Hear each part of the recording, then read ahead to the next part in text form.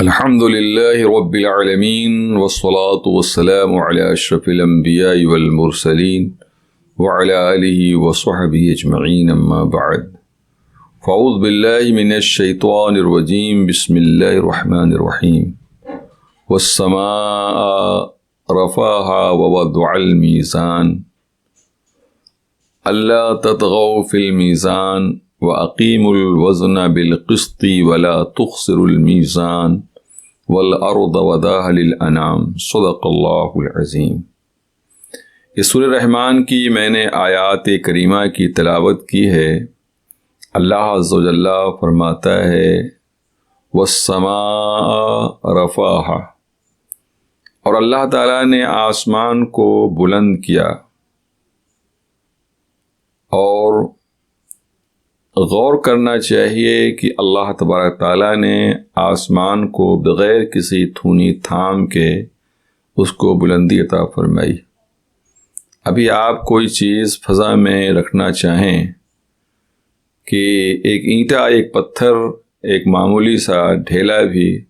تو آپ اس کو فضا میں نہیں رکھ سکتے، اور اللہ عز و جل نے اپنی قدرت کاملہ سے آسمان کو بلندی پر رکھا۔ یہ بھی اللہ تعالیٰ کی قدرت پر دلیل ہے۔ آسمان کیا ہے؟ یہ فرشتوں کا مسکن ہے، اور وہیں سے احکام کا صدور ہوتا ہے۔ فرشتے وہیں تدبیر کائنات کرتے ہیں، اور وہیں سے ان کا جو ہے آنا جانا ہوتا ہے، اور وہیں سے وہ جو ہے پیغام رب لے کر جس کام کے لیے زمین پر اترنا ہوتا ہے وہیں سے اترتے ہیں۔ اس طرح سے اللہ تبارک تعالیٰ کے عجائبات میں سے ایک بہت بڑا عجوبہ ہے آسمان کا وجود بغیر کسی تھونی تھام کے۔ اس لیے اللہ تعالیٰ بندوں کو آگاہ کر رہا ہے کہ بندو دیکھو، آسمان کو دیکھو کہ اللہ تعالیٰ نے کیسے اس کو بلندی عطا فرمائی۔ اور یہ سب چیز دیکھنے کے بعد آٹومیٹکلی جو ہے انسان کو اللہ کے وجود کو مان لینا چاہیے۔ پھر اللہ تعالیٰ فرماتا ہے والسماء رفعها ووضع الميزان، اور اللہ نے میزان رکھا ہے، یعنی ہر چیز میں اللہ تعالیٰ نے جو ہے انصاف رکھا ہے، اعتدال رکھا ہے، وزن رکھا ہے۔ کسی چیز میں اللہ تعالیٰ نے بے اعتدالی نہیں رکھا، ہر چیز میں اللہ تعالیٰ نے جو ہے وزن کو برقرار رکھا ہے۔ میزان ہر چیز میں ہے۔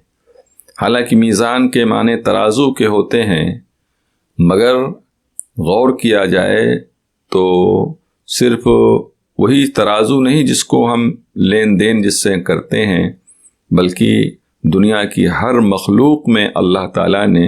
جو ہے ترازو رکھا ہے، میزان رکھا ہے۔ اور یوں بھی میزان کی بڑی اہمیت ہے، چنانچہ حضرت نوح علیہ السلام کے بارے میں قرآن کریم میں آتا ہے وَأَنزَلْنَا مَعَهُمُ الْكِتَابَ وَالْمِيزَانَ لِيَقُومَ النَّاسُ بِالْقِسْطِ، اور اللہ تعالیٰ فرماتا ہے کہ اور ہم نے ان رسولوں کے ساتھ ہم نے جو ہے کتاب نازل فرمائی اور میزان اتارا تاکہ لوگ عدل و انصاف پر قائم رہیں۔ چنانچہ روایت میں آتا ہے کہ سب سے پہلے نوح علیہ السلام کے پاس حضرت جبریل علیہ السلام غیبی ترازو لے کر آئے، اور حضرت نوح علیہ السلام کو ہدیتاً پیش کیا اور فرمایا یہ لیجئے،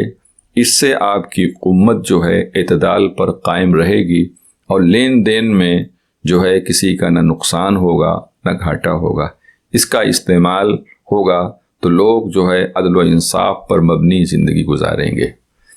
اللہ تعالیٰ پھر فرماتا ہے اللہ تطغوا فی المیزان، زمینی کی میزان تولنے میں جو ہے بے اعتدالی نہ کرو، بے اعتدالی نہ کرو، انصاف سے تولا کرو، انصاف سے تولا کرو۔ اللہ تطغوا فی المیزان واقیموا الوزن بالقسط، اور واقیموا الوزن بالقسط، اور وزن انصاف سے کرو، انصاف سے کرو۔ ولا تخسروا المیزان، اور میزان کو گھٹایا نہ کرو، ترازو کو گھٹایا نہ کرو۔ تو انسان کو یوں تو ترازو یوں سمجھ میں آ رہا ہے کہ یہ ترازو ہے، نہیں، بلکہ ہر چیز میں انسان کے اندر جو ہے ترازو کا جو ہے عنصر پایا جانا چاہیے، تبھی انسان کی زندگی خیر سگالی کے ساتھ اور امن و امان اور سکون کے ساتھ گزرتی ہے۔ ولا تخسر المیزان والارض وضعها للانام، اور اللہ تعالیٰ نے زمین کو جو ہے مخلوق کے لیے بنایا اور رکھا اللہ تعالیٰ نے۔ اس طرح سے ہم ان آیات کریمہ میں اللہ تعالیٰ نے ہم دیکھیں تو اللہ تبارک تعالیٰ نے اس میں جو ہے عدل و اعتدال اور توازن برقرار رکھنے کا اپنے بندوں کو حکم دیا، اور جب بھی انسان بے اعتدالی اختیار کرتا ہے، خواہ وہ مروجات میزان میں ہو یا زندگی کسی بھی شعبے میں، جب انسان بے اعتدالی کی زندگی گزارتا ہے تبھی شر و فساد لازم آتا ہے۔ اور بے اعتدالی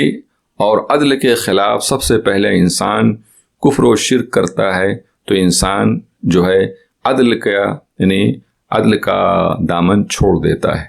اور اسی لیے اللہ تعالیٰ نے کفر و شرک کو جو ہے ظلم عظیم سے تعبیر کیا ہے۔ چنانچہ اللہ تعالیٰ فرماتا ہے ان الشرک لظلم عظیم، بے شک شرک جو ہے وہ سب سے بڑا ظلم ہے۔ اللہ تعالیٰ نے فرمایا ہے ان اللہ لا یغفر ان یشرک بہ ویغفر ما دون ذلک لمن یشاء، کہ ان اللہ لا یغفر لمن یشاء، ان اللہ لا یغفر ان یشرک بہ، جو شرک کیا جاتا ہے اللہ تعالیٰ اسے معاف نہیں کرے گا، اور اللہ تعالیٰ شرک کے نیچے جتنے بھی گناہ ہیں جس کو وہ چاہے معاف کر دے، مگر شرک کو نہیں۔ تو معلوم ہوا کہ ترازو میں سب سے بڑی جو کیا کہتے ہیں بے اعتدالی کرنا ہے ترازو میں، وہ ہے کیا ہے؟ اعتقادی طور پر، اللہ تبارک تعالیٰ کے بارے میں جیسا عقیدہ رکھنا چاہیے ویسا نہ رکھ کر، بلکہ اس کی ذات اور صفات میں غیر اللہ کو شریک ٹھہرائے، یا اللہ تعالیٰ کی کسی قدرت کا انکار یا اس کی ذات یا صفات کا انکار کرے۔ اس طریقے سے بندے پر پہلا حق یہ ہوتا ہے کہ بندہ اپنے اعتقاد کے ترازو کو مستحکم رکھے، اپنے عقیدے کے ترازو کو مستحکم رکھے، اور جب انسان اعتقادی ترازو کو مستحکم رکھتا ہے تو انسان دائرۂ ایمان میں آتا ہے، اور جب دائرۂ ایمان میں آتا ہے تو پھر احکام پر عمل کرتا ہے، تو دنیاوی ترازو کو بھی وہ جو ہے مستحکم طور پر رکھتا ہے۔ اس لیے اسلام میں ترازو کی بڑی اہمیت ہے۔ تو ترازو سے استعارہ کیا جاتا ہے کہ زندگی میں اعتدال برتو، اور جو ہے بے انصافی نہ کرو، اور عدل کرو، اور نہ افراط کرو نہ تفریط کرو۔ آج دنیا میں کیا ہے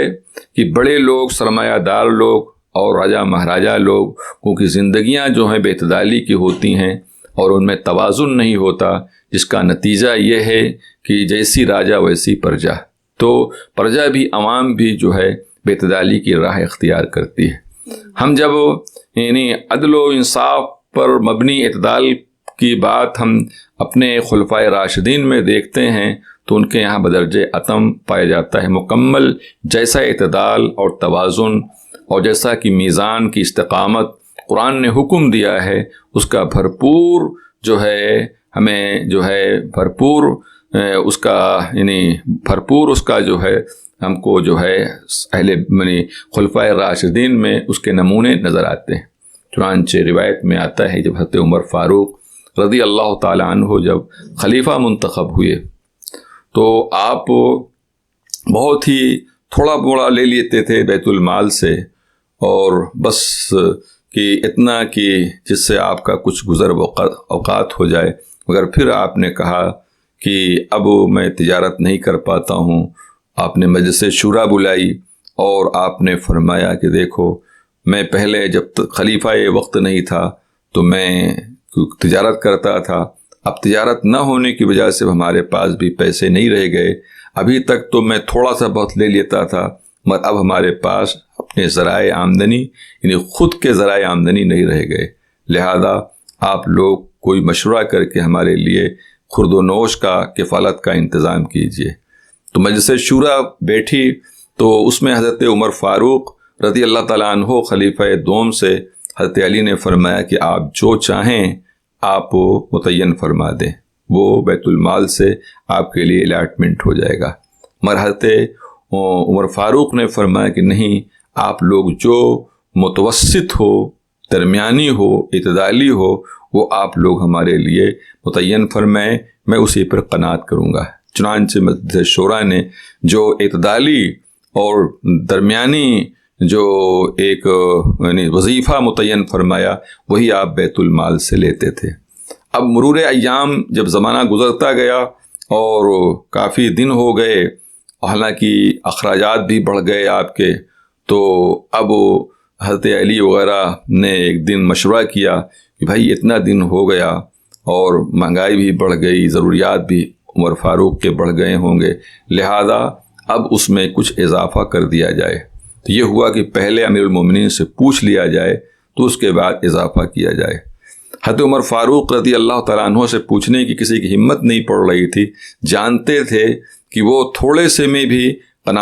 تھوڑے سے پر بھی قناعت کر کے زندگی گزار لیں گے اور وہ قطعی طور پر اس چیز کو برداشت نہیں کریں گے۔ چنانچہ ام المومنین حضرت حفصہ رضی اللہ تعالیٰ عنہا کو اس سلسلے میں لوگوں نے ثالث بنایا اور آپ کے توسط سے عمر فاروق کے پاس یہ پیغام پہنچایا کہ آپ امیر المومنین سے کہیے کہ وہ جو ہے یعنی کچھ اضافے کے لیے وظیفے میں تیار ہو جائیں، اور اب مجلس شورا یہ چاہتی ہے کہ کچھ اضافہ کر دیا جائے، اس لیے بیت المال سے جو وظیفہ ان کے پاس آتا ہے وہ ناکافی ہوگا۔ حضرت عمر فاروق رضی اللہ عنہ نے فرمایا کہ نہیں، میں قطعی اس چیز کو برداشت نہیں کروں گا، اور کس نے یہ کہا ہے؟ میں اس بات کو اچھا نہیں سمجھتا ہوں۔ اس طرح سے